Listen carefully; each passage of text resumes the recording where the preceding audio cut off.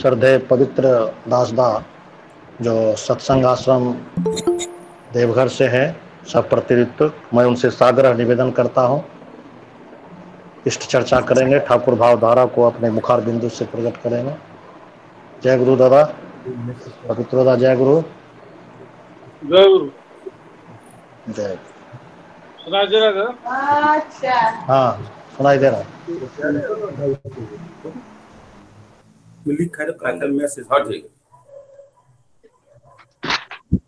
जय गुरु। आज गांधीधाम गुजरात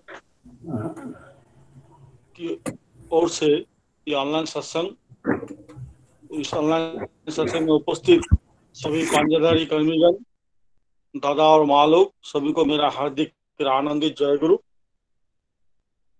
मेरा आलोचना शुरू करने के पहले एक बात बोलना चाहता हूँ।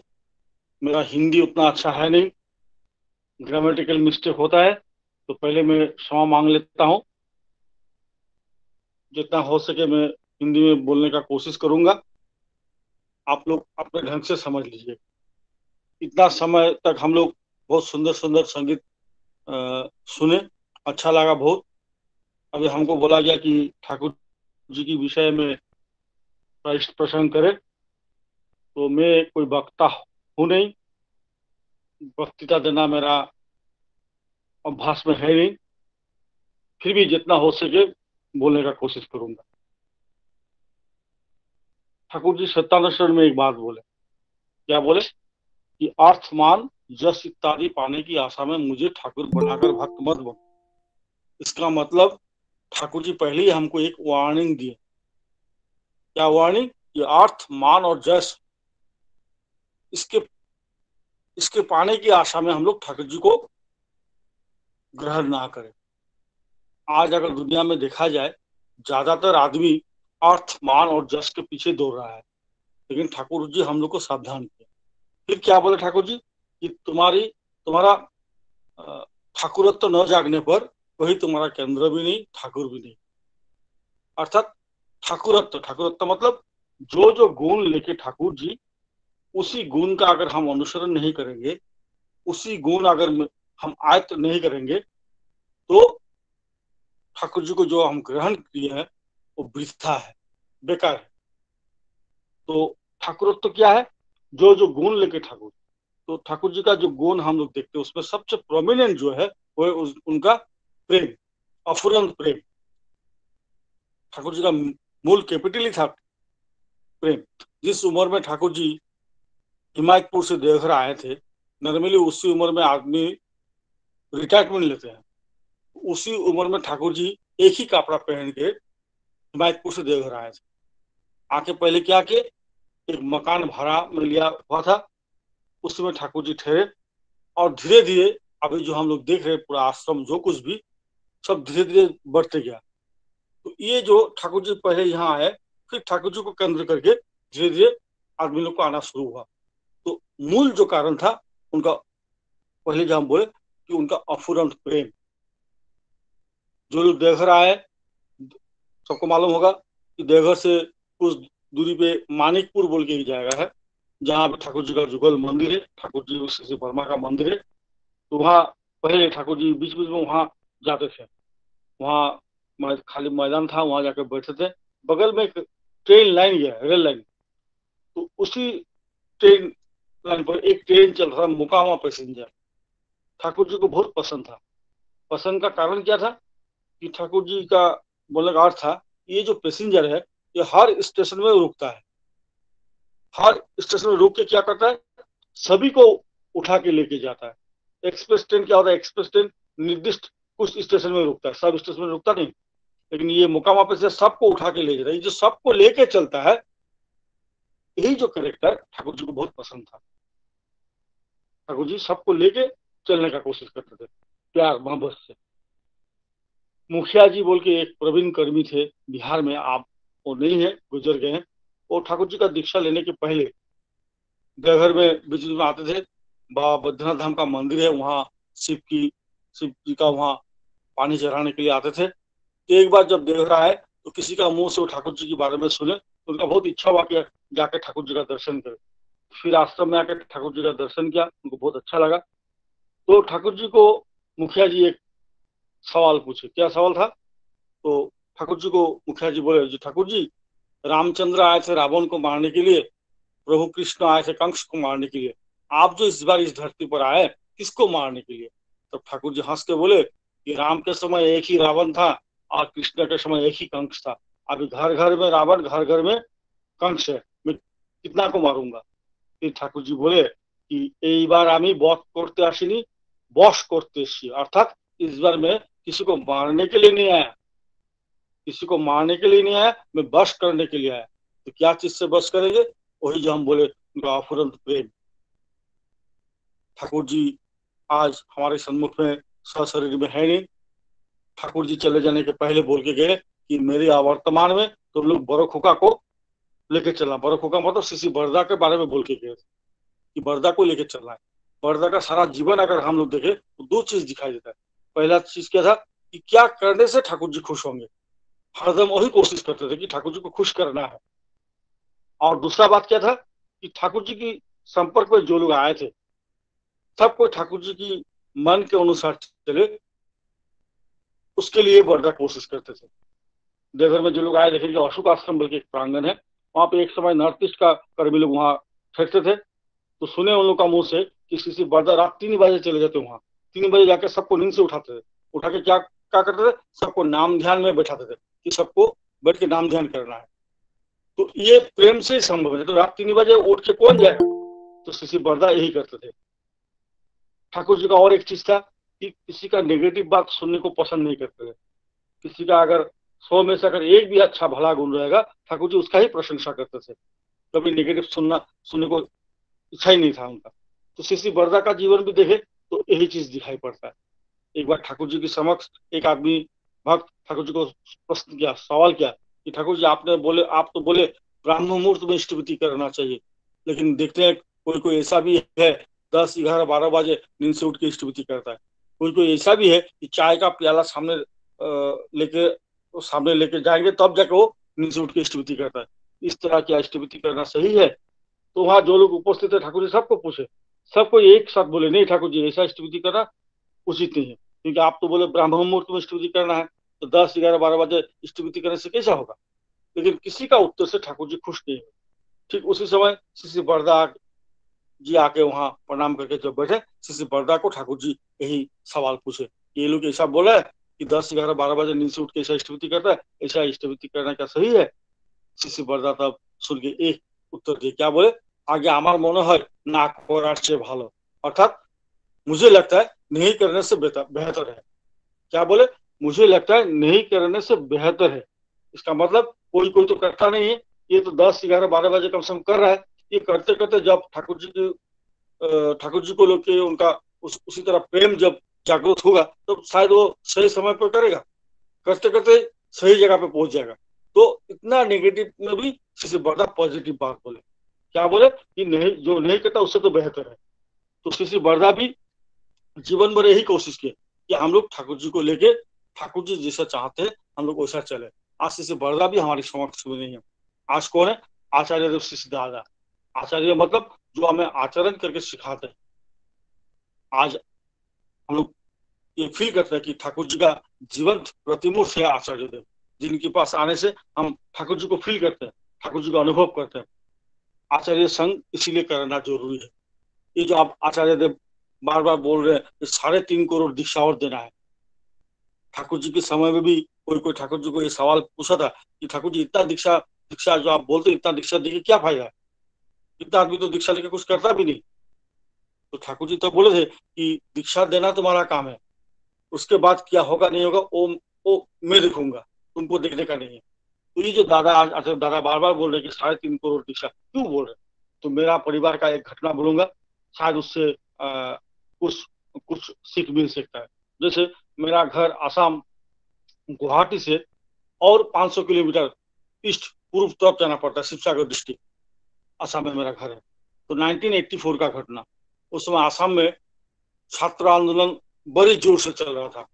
तो छात्र आंदोलन का जो उद्देश्य था कि बांग्लादेशी हटाओ। तो बांग्लादेशी हटाओ मतलब जो बांग्लादेश जब इंडिया से अलग हो गया था, पाकिस्तान से अलग नया बांग्लादेश बना, तो उस समय वहां जो राइट हुआ था, वहां से कुछ रिफ्यूजी असम में आके बैठ गए, तो उन लोग को वहां से हटाना है। तो ऐसा एक माहौल हुआ कि जो बंगाली है वही बांग्लादेशी है, ऐसा एक माहौल क्रिएट हुआ वहाँ। तो बहुत टेंशन का माहौल था। तो हमारा गांव जहाँ पे है, वहाँ हम लोग 100-150 फैमिली थे बंगाली, और अगल बगल में जितना गांव ज्यादातर था असमीज लोग, असमिया आदमी। तो बहुत टेंशन था। तो लोकल थाना जो है वो लोग एक ऑर्डर जारी किया कि शाम के बाद, अंधेरा होने के बाद, बंगाली कोई आदमी असमिया गांव में नहीं जाएगा, असमिया कोई आदमी बंगाली गांव में नहीं आएगा। और हम लोग को बोला गया कि रात को गांव का जो यंग लड़का लोग है सबको मिलके रात को ड्यूटी देना है। ड्यूटी देने का यही कारण है कि उस समय ऐसा हो रहा था कि कहीं कहीं जाके किसी का घर में आग लगा रहा है, किसी को मार डाल रहा है, मतलब बहुत बुरा परिस्थिति था। तो उसी समय एक घटना घटा। एक दिन रात करीब 1 बजे हमारे घर में जो दरवाजे में आके कोई नॉक किया, तो पिताजी नींद से उठ के, उनको बहुत टेंशन हो रहा था, इतना रात को कौन कौन आके नॉक कराए। और मेरा घर जहाँ पे है, घर के सामने एक रोड है, उसके बाद एक नदी है। तो पिताजी डर के मारे हमको बोला, तो एक जैसे दाव था, दाव बांग्ला में दाव बोलते हैं, जो पेड़ वगैरह काटा जाता है। तो मेरा हाथ में थमा दिया पिताजी और बोला कि मैं दरवाजा खुल रहा हूँ, अगर उल्टा सीधा देखा तो चला देना, उसके बाद जो होगा देखा जाएगा। तो दरवाजा खुलते ही दो परिचित आदमी, लेकिन असमीज लड़का, यंग लड़का दो, तो घुस के बोले कि दरवाजा बंद कर दीजिए। तो पिताजी को पहले टेंशन हुआ कि ये लोग आया कैसे, क्योंकि रास्ता में तो पहरा चल रहा है, और ये तो ऑर्डर है कि शाम के बाद जहाँ बंगाली लोग हैं वहाँ असमिया कोई नहीं आएगा, और जहाँ असमिया लोग रहते हैं वहाँ बंगाली कोई नहीं आएगा। ये लोग आया कैसे? जो भी हो, आगे बैठ के फिर हमारे पिताजी को वो लोग पूछे कि बांग्लादेश से कोई रिश्तेदार आपके घर में आया? तो पिताजी पहले बोले ना, ऐसा तो कोई आया नहीं, पहले सच बोलिए। फिर लास्ट में पिताजी बोला हाँ, मेरा अपना साला बांग्लादेश से आया। तो तब वो लोग बोला कि आज ही हम लोग का स्टूडेंट का मीटिंग हुआ, कल सुबह आपका घर में 200-250 लड़का आएगा, आके अगर पूरा घर सर्च करेगा, अगर पकड़ा गया तो वो तो मरेगा ही मरेगा, आपका परिवार का कोई भी जिंदा नहीं रहेगा। अगर अगर बचना चाहते हैं तो आपका जो साला है उसी को अभी इसी वक्त उसको यहाँ से भगाइए। ये बोल के दोनों लड़का चला गया। रात 3 बजे एक ट्रेन था जो असम डिब्रूगढ़ से दिल्ली जाता है, ब्रह्मपुत्र एक्सप्रेस, ब्रह्मपुत्र मेल। रात 3 बजे उसी ट्रेन में मेरा अपना बड़ा मामा, उनको हम लोग ट्रेन में चढ़ा दिया कि आप चले जाइए। तो रात 3 बजे उनको ट्रेन में उठा के फिर हम लोग घर में आके सो गए। हमारा घर से स्टेशन मैक्सिमम 2 मिनट का रास्ता, इतना नजदीक स्टेशन, आके सो गए। सुबह प्रार्थना के बाद जयराधे चल रहा था, उस समय दरवाजा मैंने हुआ, जयराधे खत्म होते ही जब खुला गया, कम से कम 250 से 300 लड़का आके घुस गया, सब उत्तेजित है। तो जितना रूम था, बाथरूम था, सब वो लोग चेक किया, कहीं पे तो नहीं मिला। फिर पिताजी को, फिर माँ को, मेरा बड़ा बहन था, सबको अलग अलग जाकर रूम में ले जाके वो लोग सवाल कराए कि इसी तरह देखने वाला एक आदमी था आप लोग का घर में, कहा गया। तो जब कुछ नहीं मिला तब पिताजी को वार्निंग देके गया कि हम लोग के पास इंफॉर्मेशन है कि बांग्लादेश से कोई आदमी आपका घर में था, अगर पकड़ा गया उसको तो काट डालेंगे, आप लोग को भी जिंदा नहीं रखेंगे। जो भी हो, बात खत्म हो गया, बच गया हम लोग। उसके बाद 1985 में वो आंदोलन खत्म हुआ, नया गवर्नमेंट आया, सब शांत हो गया। फिर कुछ दिन बाद वो जो दो लड़का रात को 1 बजे आके खबर दिया था, पिताजी ने वो दोनों लड़का को हमारा घर में आमंत्रित किया कि दोपहर थोड़ा भोजन करने के लिए। तो दोनों लड़का आया। तो भोजन पर जब खत्म हो गया, उसके बाद पिताजी को दोनों लड़का को पूछ रहे थे कि आप दोनों तो उसी स्टूडेंट यूनियन का मेंबर थे, और उस दिन रात को जो 1 बजे इतना रिस्क लेके आप लोग आए, वो लोग रास्ता से नहीं आके, रास्ता से आने से जो रात को ड्यूटी चल रहा था तो अगर पकड़ा गया तो मुश्किल होता था। वो लोग क्या किया, नाव से, पानी से, नदी से आया, आके ठीक मेरा घर का सामने वहां नाव रुका के फिर वो लोग हम लोग का घर में आया।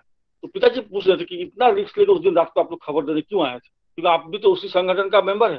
तब वो दोनों लड़का बोल रहे हैं कि 1969 में असम में एक प्रवीण कर्मी थे, शायद आपको नाम पता भी हो सकता है, रविंद्रनाथ राय, हम लोग बोलते भक्त प्रवर रविंद्रनाथ राय। वो लोग बोला 1969 में रविंद्र के माध्यम से हम लोग दीक्षा लिए थे, रविंद्र हम लोग को दीक्षा दिए थे दोनों को, लेकिन हम लोग 6 महीना स्टैट्यूटी किए थे।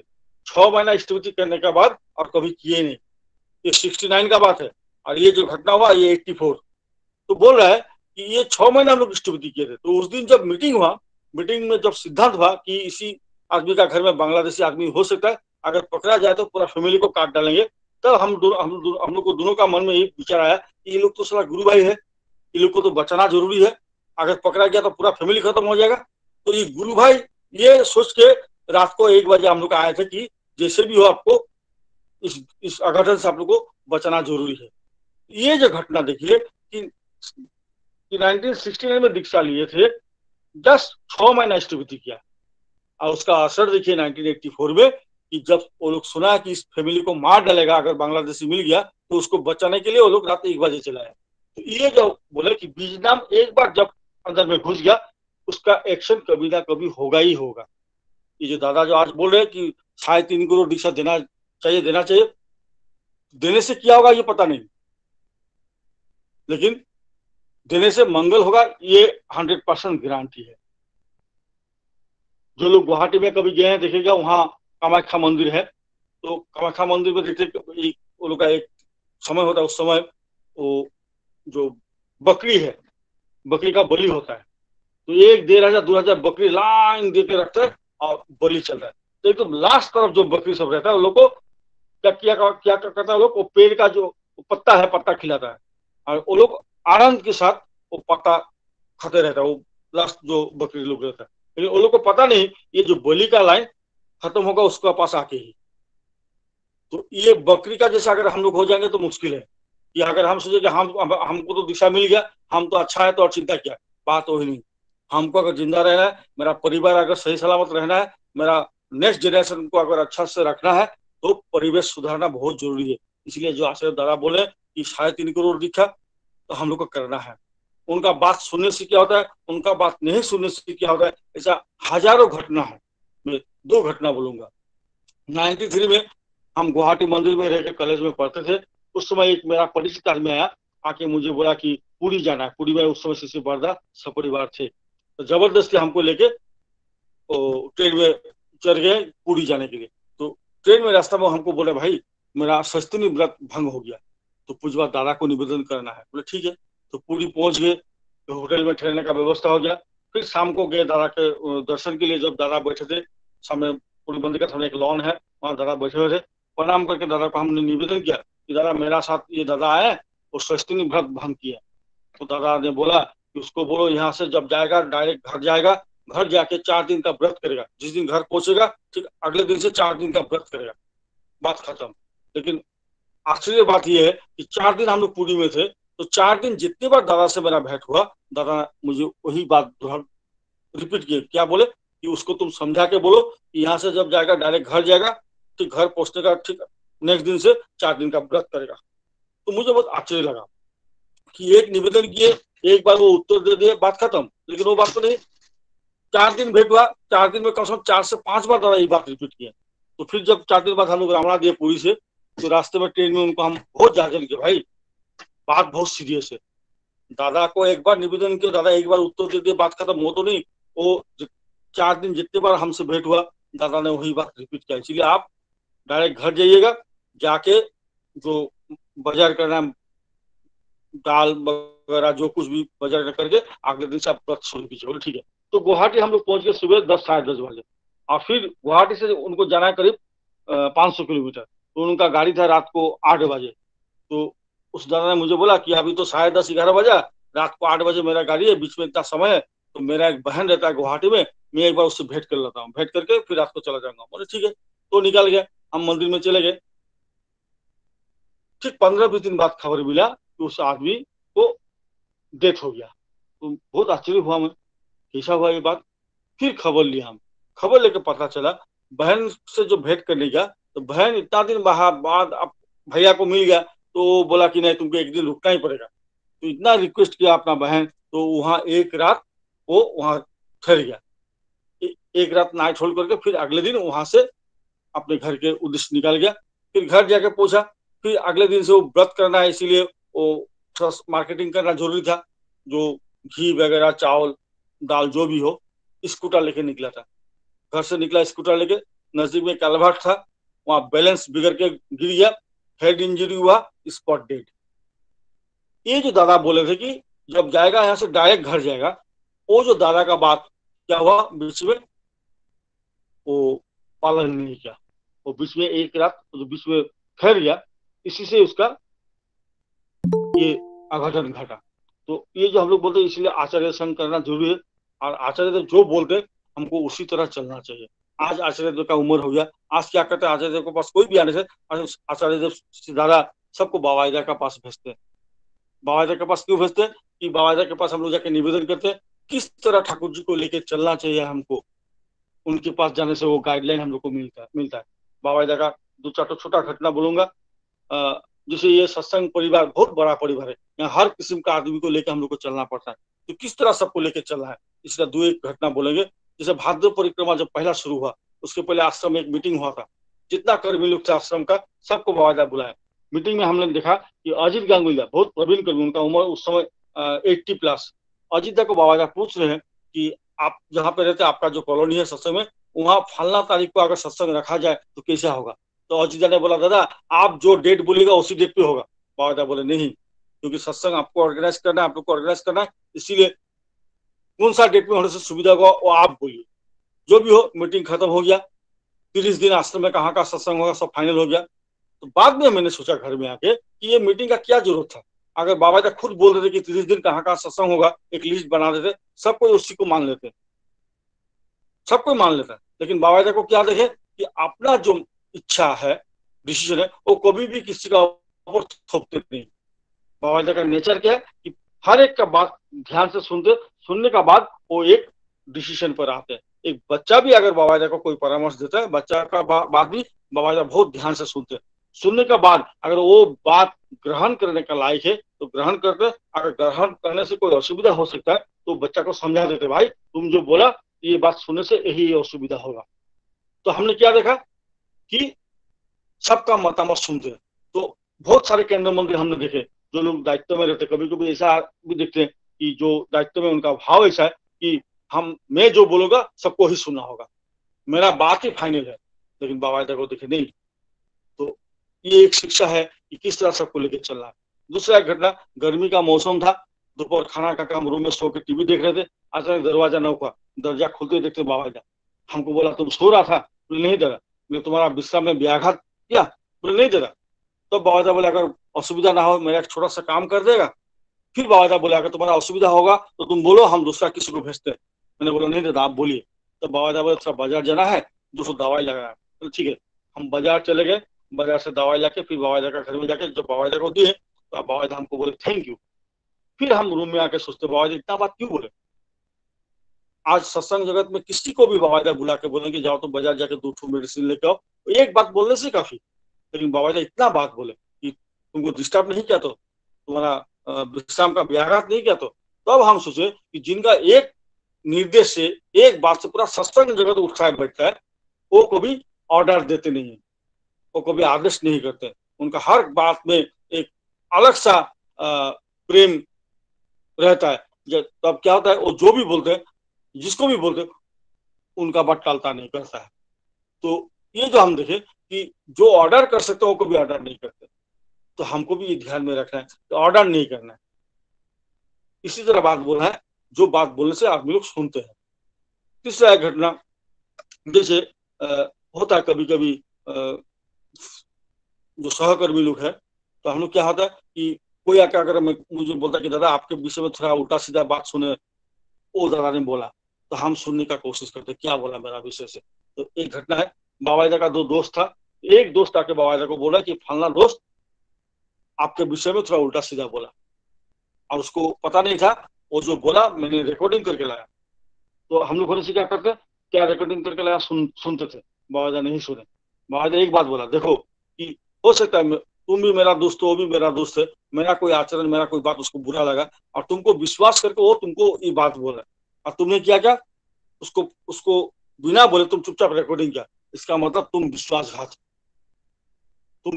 किया उसके साथ। बाबा सुनने का नहीं सुने। उसके बाद बाबा बोले कि जो मेरा दोस्त है उसके लिए मैं जितना करता हूँ, जो मेरा शत्रु है उसके लिए अगर दुगुना ज्यादा हम नहीं कर पाए तो मैं ठाकुर जी का आदमी हूँ, ठाकुर जी का आदमी कैसे बना? अगर मैं सचमुच ठाकुर जी का आदमी हूँ तो दोस्त के लिए जितना करता हूँ, जो मेरा शत्रु है उसके लिए दुगुना ज्यादा करता हूँ। तो ये जो हम लोग क्या बोलते हैं, देवघर आना चाहिए, आचार्य का संग करना चाहिए, बाबा का संग करना चाहिए, इसीलिए संग करना जरूरी है ताकि जीवन का हर एक मोड़ पे किस तरह हमको चलना चाहिए। ठाकुर जी का एक वाणी है कि सांसारिक जीवन में जरा विफल, आध्यात्मिक जीवन ताদের तमसाच्छন্ন। अर्थात सांसारिक रूप में अगर हम सक्सेसफुल नहीं होंगे तो आध्यात्मिक जीवन भी सक्सेसफुल होने का कोई संभावना है ही नहीं। तो सांसारिक जीवन में चलने के लिए ये जो छोटा छोटा जो चीज है सबको, सब कुछ को सही ढंग से चलना चाहिए, सही सही सही रूप से हमको चलना है। ठीक उसी तरह बाबा गेस्ट हाउस में बैठे थे, हमको बोला एक डॉक्टर का एड्रेस लिख के एक आदमी को देने के लिए, तो मैंने एक पेड़ पे एड्रेस लिख के दे दिया। बाद में बाबा हमको बोले इतना छोटा एड्रेस लिखने के लिए इतना बड़ा कागज तुम नष्ट किया? फिर बाबा हमको बोले सुन ठाकुर जी क्या बोले, ठाकुर जी बोले शक्तिर अपचय करो ना ताहले शीघ्रई शक्तिहीन হয়ে পড়বে। अर्थात शक्ति का अपचय मत करो, जितना जरूरत है उतना ही खर्च करो, उससे ज्यादा खर्च करोगे तो क्या बोले शीघ्र ही तुम शक्तिहीन हो पड़ोगे। तो बाबा ये सीख हमको दिए। तो इसी तरह हर एक दिन उनके पास आने से नया नया सीख मिलता है, जो भी हो। लेकिन ठाकुर जी का एक बानी है, ठाकुर जी बोले कि ठाकुर तुम्हारे बासन ভালো তাতে তোমার কি, তুমি যদি ভালো না বাসো তাকে सब ছাড়িয়ে ঢালাगी। ठाकुर जी से लेकर अभी अभिन बाबू तो अगर हम देखे कि सबको वो प्रेम करते हैं, ये उनका नेचर है, सबको प्रेम करते हैं।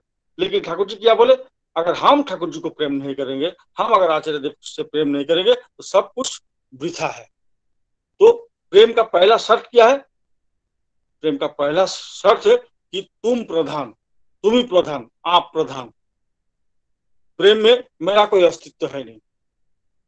कोई पति पत्नी में देखिएगा कि पति सोचा कि मैं ऑफिस से आऊंगा तो मेरा बीवी गर्म चाय देगा, शरबत देगा, दिया तो पत्नी बहुत अच्छा है, नहीं दिया तो पत्नी बुरा है।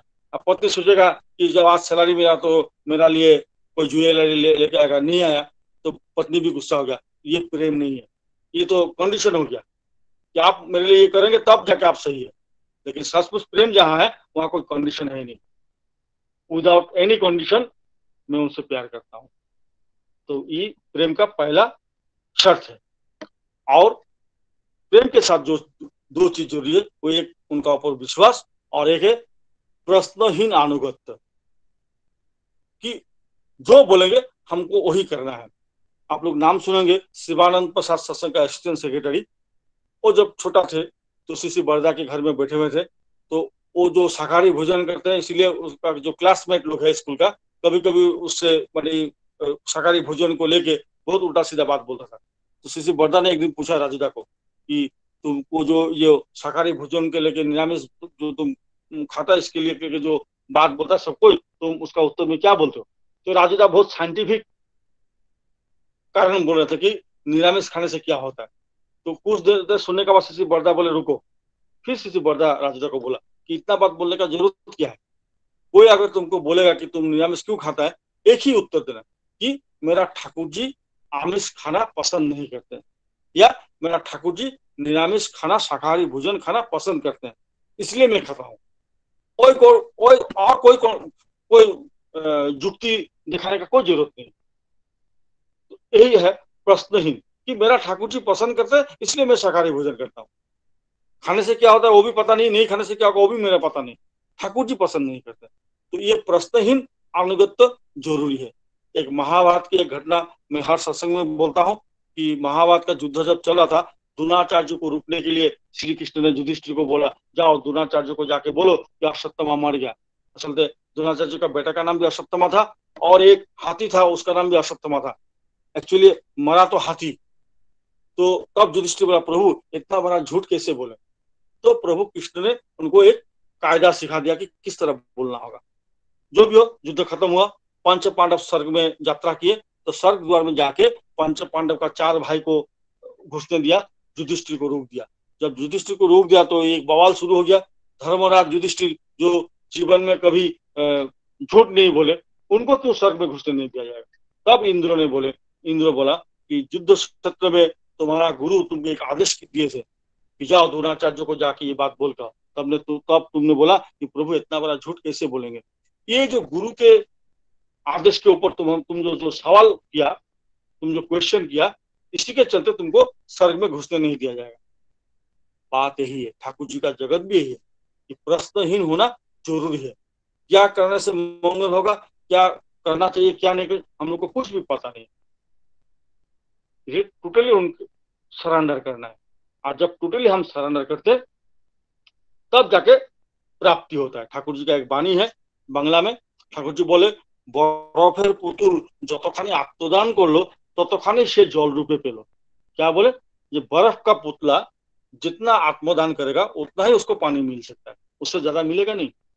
तो ये आत्मदान जो हम बोले, ये जो प्रश्न ही आने को तो सरेंडर करना, तो ये जितना हो सकेगा तभी जाके प्रकृतार्थ जो मंगल तभी हो सकता है। और जब तक मेरा मन में प्रश्न रहेगा तब तक मुश्किल है। तो प्रश्न ही अनुगत तो जरूरी है। अभी दूसरी बात बोल के मेरा वक्तव्य समाप्त करूंगा। बाबाजा का जो तीन महीना का दीक्षा का कार्यक्रम में जो बाबाजा निकले थे, उस समय एक कॉमन बात हर जगह पे वो बोलते थे कि सकाम प्रार्थना ठाकुर जी ज्यादातर मंजूर नहीं करते। सकाम मतलब मेरे बेटे का नौकरी हो जाए, मेरा बेटी का अच्छा घर में शादी हो जाए, मेरा पति का प्रमोशन हो जाए, इस तरह जितना निवेदन है सब सकाम प्रार्थना है। तो बाबाजा क्या बोले, सकाम प्रार्थना ज्यादातर ईश्वर मंजूर नहीं करते। एक छोटा घटना है, एक साम्राज्य में एक राजा और रानी थे। तो रानी माँ का बहुत इच्छा हुआ कि समस्त प्रजा को एक दिन बुलाया जाए और उस दिन जो मांगेगा राजा उसको ही देगा। तो राजा भी राजी हो गए, समस्त प्रजा को बुलाया गया, समस्त प्रजा आया, जो जो मांगा सबको वही दिया गया। एक आदमी निकला, प्रजा निकला, वो कुछ भी नहीं मांगा। तो राजा बोला, भाई क्यों, तुमको क्या चाहिए बोलो। तो बोला, नहीं हमको कुछ नहीं चाहिए, नहीं तुमको लेना ही पड़ेगा, रानी माँ का इच्छा हुआ। वो राजी नहीं है। लास्ट में बोला, ठीक है, मेरा एक प्रार्थना है कि मैं जहाँ पे रहता हूँ आप रानी माँ को लेके एक बार घूम के आना आइएगा, मैं जहाँ पे रहता हूँ। ठीक है। तो फिर अगले दिन मंत्री को बोला, भाई एक ही आदमी मिला जो कुछ नहीं मांगा, वही चाहता था कि उसका वहां से घूम गए, तो जाने का प्रबंध करो। तो मंत्री बोला, राजा राजा आप जो जाएंगे वहां रानी माँ को लेकर जाने का तो रास्ता ही नहीं है, उसका वहां तक जाने का अच्छा रास्ता है नहीं। तो ठीक है, नया रास्ता बना दो। तो नया रास्ता बन गया। बोले अभी दिन ठीक करो। बोले इतना दूर रानी माँ को लेके जाएंगे, वहां जाके थोड़ा विश्राम तो करना पड़ेगा। विश्राम कहाँ पे कीजिएगा, उसका तो टूटा हुआ एक छोटा सा घर है। ठीक है, नया मकान बना दो। नया मकान बन गया। बोले अभी तो जा सकते। तो बोले रानी माँ को लेके इतना दूर जाएंगे, वहां जाके तो कुछ खान पीन करना पड़ेगा, खाना बनाएगा कौन, वो तो शादी भी नहीं किया। बोले ठीक है, शादी का व्यवस्था करो। तो देखा गया, एक राजा को पेड़ का धूल वहां देने को प्रार्थना किया, तो उससे क्या हुआ, रास्ता बन गया, अपना मकान बन गया, शादी भी हो गया। तो ठाकुर जी की जगत भी है। मेरा चाहना एक सिर्फ ठाकुर जी अगर होंगे तो सब कुछ प्राप्ति संभव है। और ठाकुर जी को छोड़ के जो भी मांगने जाएंगे उसे मुसीबत ही होता है। लास्ट एक घटना बोल के खत्म करूंगा। ये जो ठाकुर जी की काम हम लोग करते हैं, इससे क्या होता है, नाम यश प्रतिपत्ति सब कुछ बढ़ता है। और एक चीज है, वो है अहंकार। इस अहंकार को अगर हम नियंत्रित नहीं करेंगे तो जितना भी हम काम करें अल्टीमेटली हम जाके गड्ढा में गिरेंगे। ये अहंकार का एक घटना बोल के आज मेरा बात समाप्त कर रहा हूँ। आचार्य दादा ने अचानक एक दिन हमको बोला, आसाम में जाके 500 दीक्षा दे के आओ। ऋतिक कॉन्फ्रेंस का 10-12 दिन समय था। तो मैं गुवाहाटी जाके पूछा, गुवाहाटी से और 2 घंटा हमको जाना है जहाँ दीक्षा देने जाएंगे। तो गुवाहाटी मंदिर घुसते ही वहाँ का जो इंचार्ज थे हमको बोले, पवित्र भाई एक आदमी दीक्षा लेगा, तुम देगा अभी। तो मैंने सोचा एक आदमी के लिए अभी फिर हमको रेडी होना पड़ेगा। हम बोले आप दे दीजिए, मैं नहीं दिया। फिर मैं आनंद बाजार प्रसाद लेके अपने जहाँ गंतव्य था वहां चला गया। ठीक 498 दीक्षा होने का बाद मैंने गुवाहाटी लौट के आया। जिस दिन गुवाहाटी लौट के आया सुबह 7-7:30 बजे, अगले दिन दोपहर 12:30 बजे मेरा ट्रेन, अर्थात 24 घंटा से ज्यादा समय मेरा हाथ में था। गुवाहाटी मंदिर पहुंचते ही मेरा एक दीक्षा हो गया 499। तो गुवाहाटी मंदिर में जो लोग था उन लोगों को बोला, भाई मेरा और एक दीक्षा होने से 500 हो जाएगा। तो सबको बोला, गुवाहाटी मंदिर में 8-10 दीक्षा नॉर्मली होता है, आप चिंता मत कीजिए। लेकिन सुबह 9 बजे से उसी दिन और दीक्षा हुआ ही नहीं। फिर अगले दिन 12:30 बजे ट्रेन, सुबह प्रार्थना के बाद रेडी होकर बैठे हुए 11 बजे का दीक्षा का पता ही नहीं।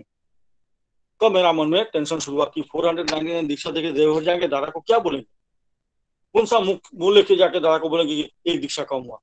मेरा रोना शुरू हो गया। फिर हम मंदिर में जाके ठाकुर जी को प्रणाम करके क्षमा प्रार्थना की, ठाकुर जी मेरा अन्याय हुआ, मुझे आप क्षमा कीजिए। ये बोल के ठाकुर जी को प्रणाम करके उठते ही पीछे से एक कर्मी दादा बोले, पवित्र भाई एक आदमी दीक्षा लेगा, तुम देगा। हम अभी देंगे। साथ ही साथ उस आदमी को दीक्षा देके हम स्टेशन चले आए, देखते ट्रेन खड़ा हुआ है, ट्रेन पकड़े, फिर अगले दिन देवघर पहुंचे। शाम को जब दादा को जाकर प्रणाम किए, प्रणाम करते दादा हमको पूछे कितना दीक्षा हुआ। मैंने बोला दादा 500। बोले एकदम एक भी कम नहीं एक भी ज्यादा नहीं। बोले दादा एक भी कम एक भी ज्यादा। तब दादा हमको बोले सुन, एक भी दीक्षा उनका इच्छा से बिना होता नहीं। तो यहाँ वहां जितना लोग नाट मंडप में थे वो लोग अपने ढंग से जो समझे समझे, लेकिन मुझे पता है कि दादा ये बात किस लिए मुझे बोले। दादा क्या बोले, एक भी दीक्षा उनका इच्छा से बिना होता नहीं। अर्थात ठाकुर जी हमको ये समझा दिए कि तुम 1000 दीक्षा दे सकते हो, 1000 मंदिर बना सकते हो, लेकिन तुम्हारा अपना कोई कैपेसिटी है नहीं। उनका दया है इसलिए ये संभव है। ये एक दीक्षा ठाकुर जी हमको शिक्षा दी है। इसलिए मैंने हर जगह एक बात बोलता हूँ कि एक का ऊपर जितना आप जीरो बैठाएंगे उसका उसका वैल्यू बढ़ता है। 10, 100, 1000 वैल्यू बढ़ते रहेगा, जीरो बैठाते रहिए, लेकिन वो एक हटा दीजिए, वैल्यू जीरो। तो ये जो पवित्र दास, जितना दिन ठाकुर जी मेरा सिर पर है, जितना दिन आचार्य दादा बाबाजा का दया दृष्टि हमारा मेरा ऊपर है, उतना दिन ही मेरा वैल्यू है। अगर आज आचार्य दादा या बाबाजा मुंह घुमा लेंगे, रास्ता का कुत्ता भी घूम के नहीं देखेगा। इसलिए अहंकार नहीं करना है। आज जो देवघर में मैं जब काम करता हूँ, मेरा पहले भी ये काम कोई ना कोई करते थे, और जब हम नहीं रहेंगे तो भी कोई ना कोई काम करेगा। तो इसलिए अहंकार नहीं करना, कृतज्ञ रहना चाहिए ठाकुर जी के ऊपर कि ठाकुर जी दया करके इस समय इस काम के लिए मुझे निर्वाचन किया है। तो इसी भाव को लेके हमको चलना है। जो भी हो, जितना समझ में आया बोलने का कोशिश किया। लास्ट ठाकुर जी का एक वाणी सबको याद रखिएगा। वर्तमान सारा होल वर्ल्ड में कोरोना महामारी चल रहा है। ठाकुर जी वाणी में बोले हैं कि भगवाনের জন্য মরা বরং সহজ, যে বাঁচতে পারে সেই সাবাস। क्या बोले ठाकुर जी, भगवाনের জন্য मरा बरং सहज, जे बांचते पारे সেই साबास। अर्थात जिंदा रहना ही धर्म है। तो सब पारिपार्श्विक सबको लेके जिस तरह चलने से हम लोग अच्छा से रह सकते हैं, उसी तरह सबको चलने का कोशिश करेंगे। ठाकुर जी का रातुल चरण में सभी का मंगल प्रार्थना करता हूँ। सबको अच्छा से रहिए, आनंद में रहिए, यही बोल के मेरा बात समाप्त करता हूँ।